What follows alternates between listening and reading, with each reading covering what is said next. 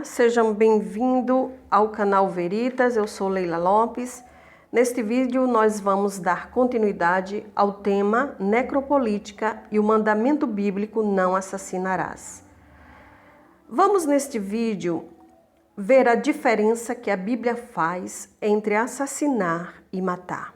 Prezados ouvintes, consideramos que esta é uma temática muito importante, pois estamos vendo no Brasil o crescimento assustador de uma ideologia da necropolítica, dentro de uma cultura de morte que tem sido disseminada e da banalidade do mal. O Brasil tem se notabilizado por conta da banalidade da vida e toda a sociedade brasileira precisa fazer uma reflexão urgente sobre o que está acontecendo com o Brasil, pois o Brasil hoje nos rankings mundiais é considerado o 10º país mais violento do mundo. No Decálogo de Moisés, nós encontramos um mandamento que é, na verdade, uma proibição divina. Este mandamento, quando ele é bem traduzido, ele é traduzido por não assassinarás. Este 6º mandamento, na verdade, ratifica o 3º mandamento das 7 leis de Noé, que são leis que acompanham a humanidade desde os seus primórdios. Vale aqui, prezados ouvintes, ressaltar que estas leis noéticas não são necessariamente revelações de cunho místico e religioso, mas sim leis naturais.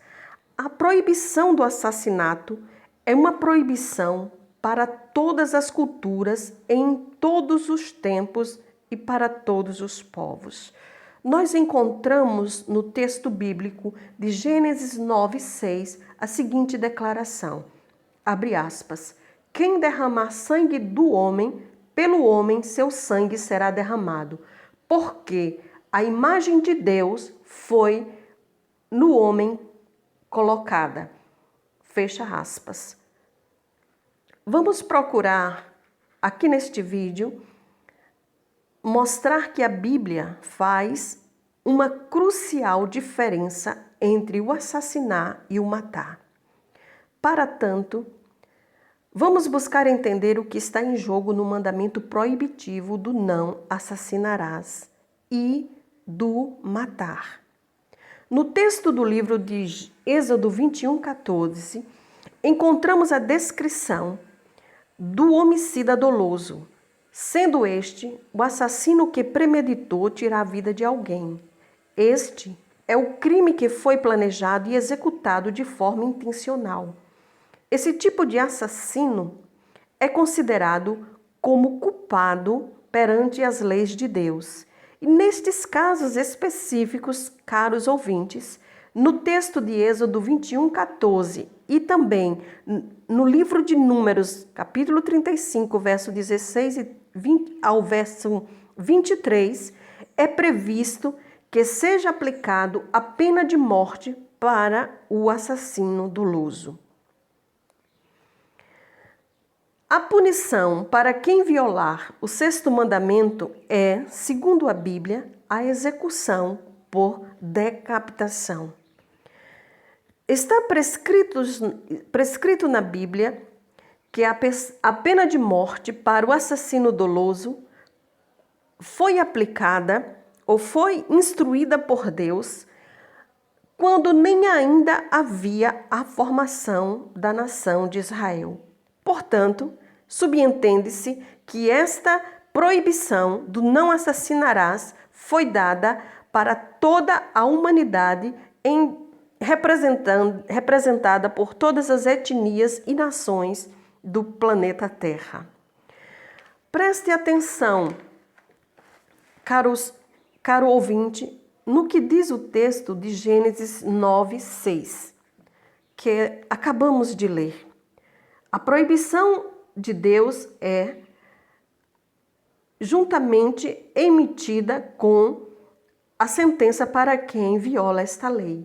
Quem derrama sangue também terá o seu sangue derramado. Nós compreendemos que este texto sagrado volta a repetir esta mesma sentença divina no livro de Levítico 24:17, quando assim diz, abre aspas, aquele que tira uma vida humana deve morrer, fecha aspas. Isto é, fala divina. A justiça divina exige a pena capital contra aqueles que praticam o pior de todos os crimes classificados pela Bíblia, que é o crime do assassinato de um ser humano. Pois bem, é muito importante de agora por diante para nós aprofundarmos nesta temática de extrema gravidade, entendermos que a Bíblia classifica de maneira diferente o homicida doloso do homicida culposo. Nós já entendemos claramente que o homicida doloso é o homicida intencional, aquele que planeja cruel e perversamente a morte de alguém. O homicida culposo é, biblicamente, classificado como alguém que, dentro dos relatos bíblicos, matava uma pessoa de maneira não premeditada, ou seja, de forma acidental. Como exemplo para clarificar o homicida culposo, nós podemos dizer que no Israel antigo, quando duas pessoas estavam no campo, arando o campo, lavrando, e de repente, ao longo do seu dia, ao trabalhar, dois homens começavam a se estranhar e discutir e a brigar na lavoura, e no calor da emoção, um empurra o outro na hora da briga e este que cai bate a cabeça numa pedra e vem a falecer. Este assassinato não era considerado doloso, premeditado, nem friamente calculado. Portanto, este assassino não era condenado à morte. Era dado a este homicida acidental, considerado pela lei divina como um homicida culpado, mas não intencionalmente premeditado, era-lhe dada a alternativa de refugiar-se na cidade de refúgio, que era cidades muradas gerenciadas pelos sacerdotes de Israel, que assumiam também dentro destas cidades o papel de juiz. E sob a tutela sacerdotal, o homicida acidental poderia proteger sua vida da mão de algum vingador. E este vingador normalmente era um familiar, um parente, um amigo que, por vingança, desejava tirar a vida daquele que causou a morte acidental do seu companheiro no campo. Então, para proteger a vida do assassino culposo, era-lhe dado a alternativa de proteger sua vida dentro da cidade murada, onde ele ficava, então, refugiado. Anacronicamente, nós podemos nos referir às cidades de refúgio como uma espécie de sistema prisional. Na conquista da terra de Canaã, que hoje é a moderna Palestina, na partilha dos territórios entre as tribos, Deus ordenou que algumas cidades muradas fossem reservadas para acolher os homicidas acidentais.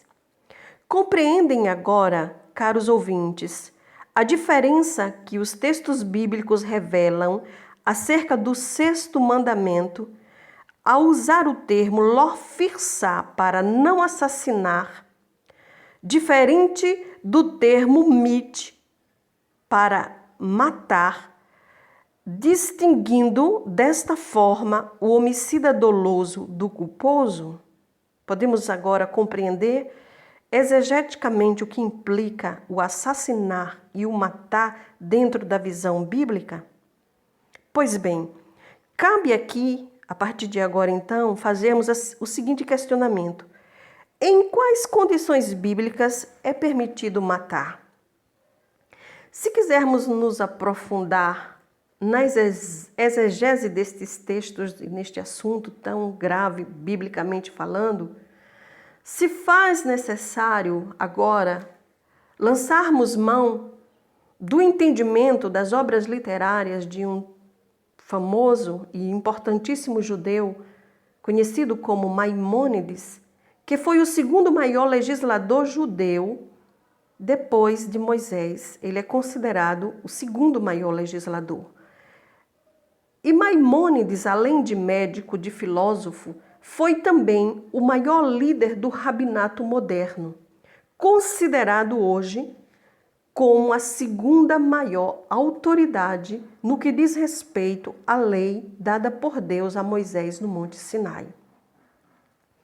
Em sua Mixneh Torá, que é a recapitulação da lei mosaica, composta por 14 volumes, os sábios judeus reconhecem a importante significação e autoridade canônica das obras de Maimônides como uma grande obra de decodificação das leis mixnaica talmúdica.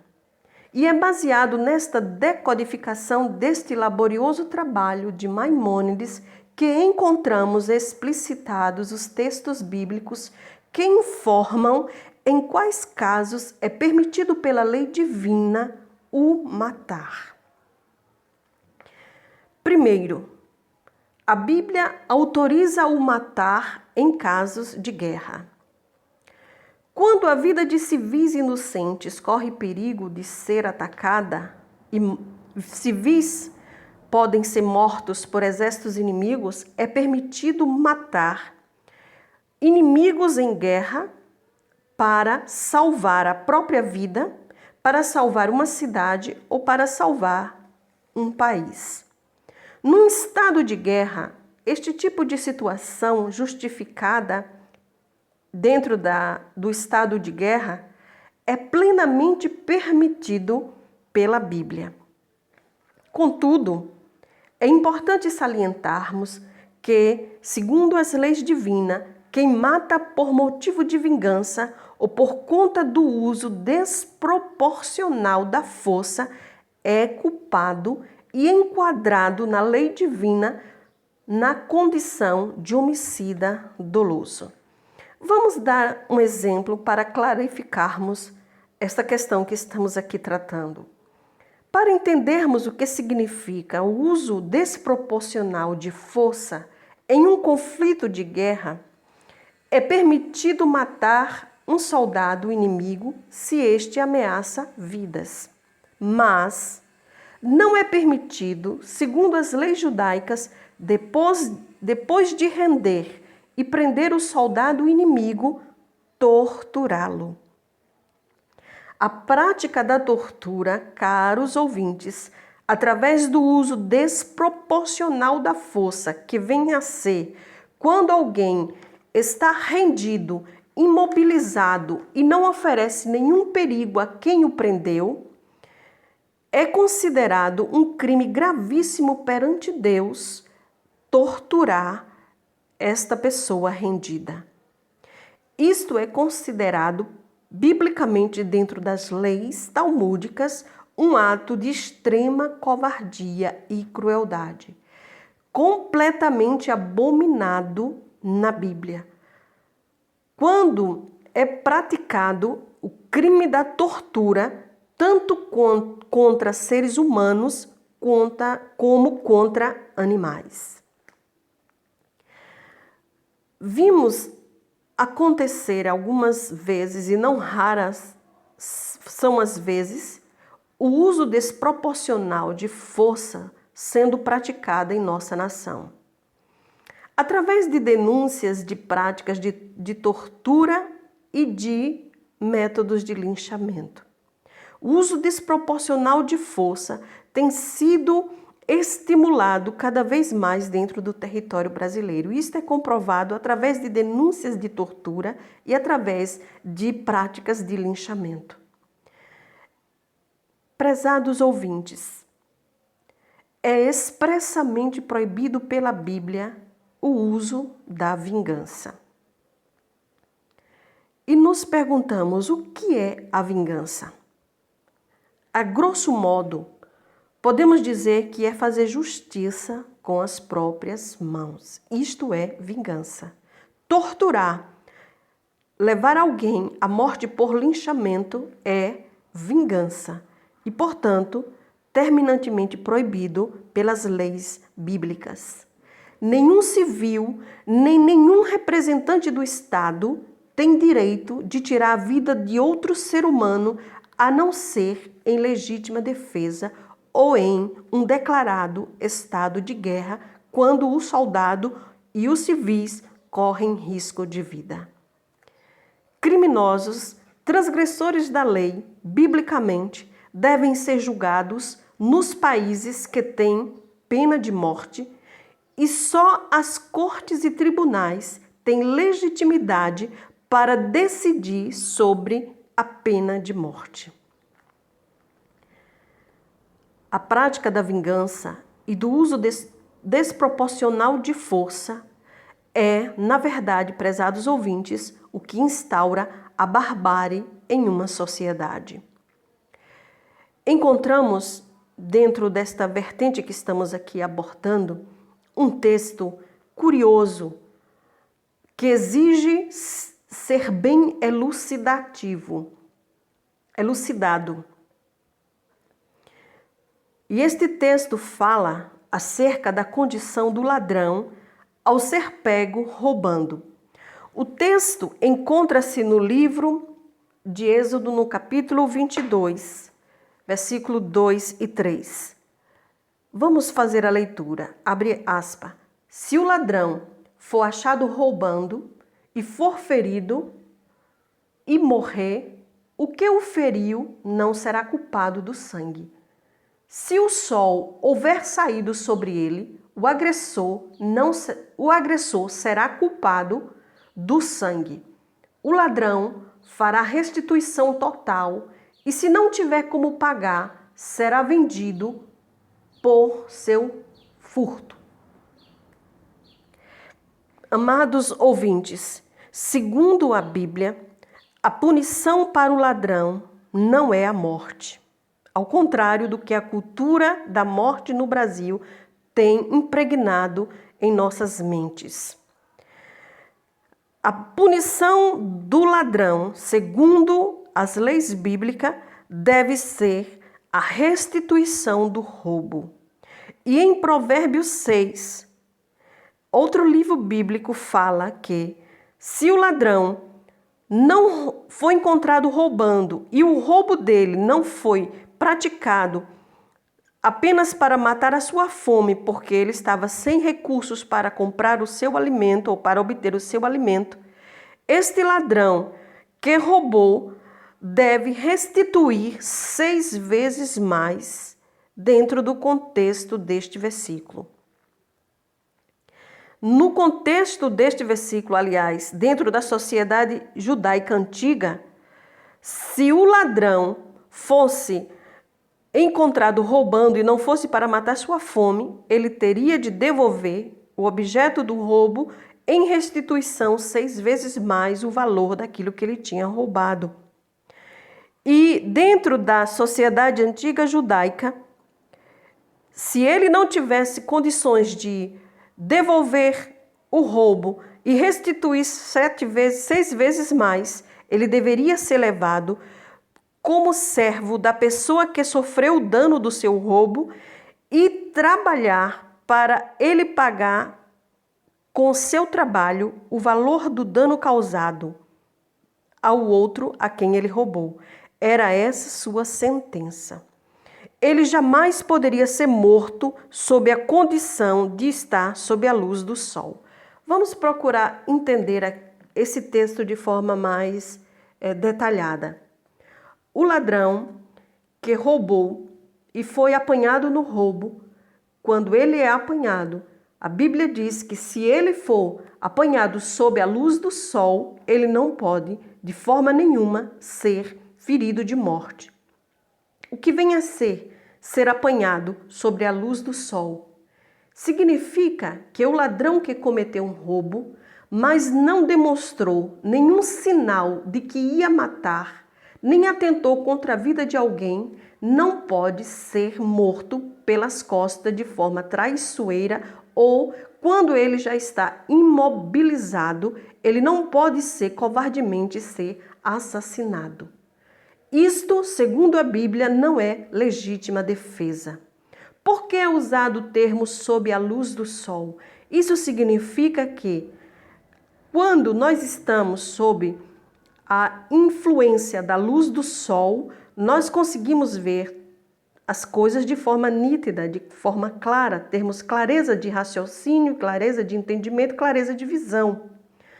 Portanto, este termo sob a luz do sol é uma analogia para mostrar que quando alguém sofre um roubo e vê o ladrão roubando, este ladrão vem assaltá-lo dentro da sua casa, dentro do seu comércio, seja em qualquer lugar, e a vítima vê com toda clareza que ele não tem arma de fogo, que ele não tem intenção de matar, simplesmente de roubar, ele não pode, ao dar as costas e fugir, ser alvejado com armas que venham tirar-lhes a vida.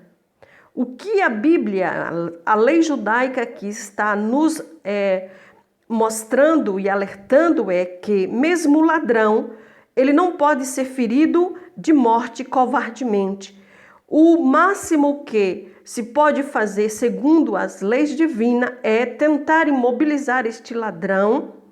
Se você possui uma arma e este ladrão foge e você tem ainda o alcance de alguma forma imobilizá-lo, é lícito que você, por exemplo, atire no pé, atire na perna, em um membro que não venha acarretar a tragédia da morte deste ladrão. É lícito sim imobilizá-lo, mas jamais covardemente matá-lo. É isto que esse texto bíblico está expressamente dentro do entendimento judaico, dizendo. Portanto, nós concluímos aqui acerca deste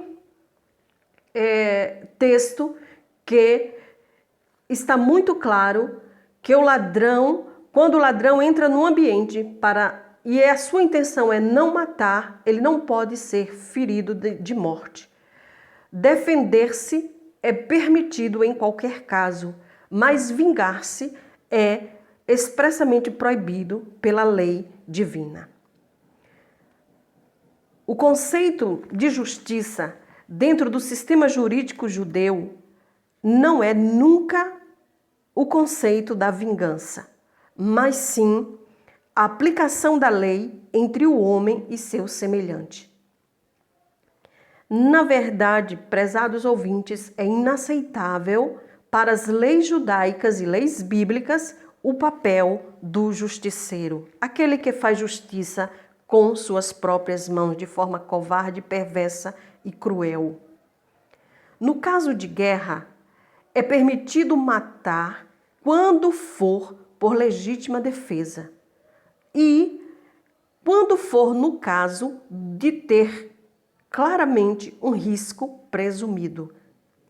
Mas vale também aqui ressaltar, em casos de guerra, que se um soldado recebe uma ordem para fazer uma coisa cruel, biblicamente ele é orientado a se negar a cumprir esta ordem de um superior.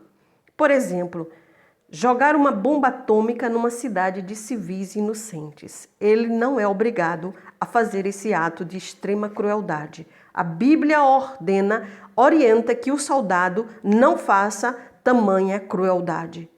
Como também, contextualizando, nós podemos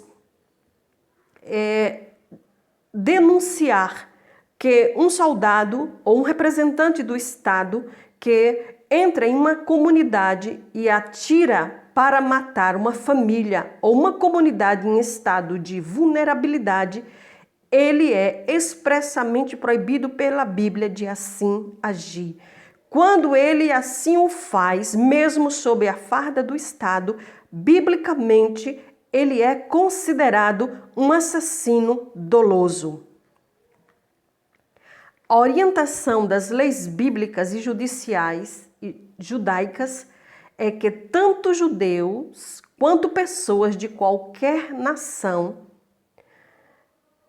e que sejam por elas usadas todas as habilidades e recursos possíveis para desarmarem um agressor sem matá-lo. Esta é a recomendação das leis bíblicas e judaicas. É permitido ferir uma pessoa para imobilizá-lo, mas deve-se evitar a todo custo matá-lo.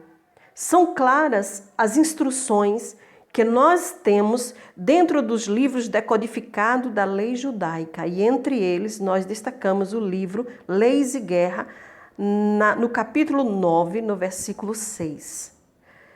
Sempre a morte deve ser evitada. Ela deve ser somente praticada como o último recurso de um soldado ou de um civil quando esta pessoa ou a sua comunidade está sob risco de morte. Portanto, não deve ser jamais abusado o direito de matar. Nenhum civil, nem nenhuma autoridade do Estado tem legitimidade perante Deus de tirar a vida de um ser humano sem ser para defender a sua vida e a vida daqueles que estão inseridos no contexto onde ele está sob ameaça. Finalizando, prezados ouvintes, ressaltamos que a Bíblia condena terminantemente a prática da violência entre seres humanos. A violência, o terror, a morte, a subjugação humana pelo uso da força desproporcional é algo sempre visto segundo as Escrituras como grave perante Deus. Portanto, mediante tudo o que abordamos nestes vídeos acerca da necropolítica e do 6º mandamento, não assassinarás, fica aqui a clara constatação da extrema gravidade acerca da prática do assassinato. Esta gravidade não diz respeito apenas a quem assassina, mas também, segundo as instruções bíblicas, incide sobre a pessoa o pecado e o crime, a culpa, sobre todo aquele que apoia, defende e adere regimes políticos e ideológicos que promovem a banalização da vida humana e promovem a cultura da morte em uma sociedade. Deus é Deus da vida. Tirar a vida humana é biblicamente posto como prerrogativa divina. Quem assim se insurge contra esta prerrogativa, quer praticando o assassinato, quer o apoiando por via de ideologias políticas ou religiosas, não escapará de prestar contas ao longo da sua vida a Deus, bem como não deixará ele e sua descendência de colher consequências por conta de terem de prestar conta diante do tribunal de Deus ao sangue das vidas que foram derramadas sobre a terra, propagando, potencializando a violência e potencializando o terror dentro das sociedades humanas. Se você gostou deste vídeo, dê o seu like, compartilhe, ajude-nos na divulgação do nosso trabalho e não se esqueça de acionar o sininho para que você receba a notificação das nossas próximas publicações.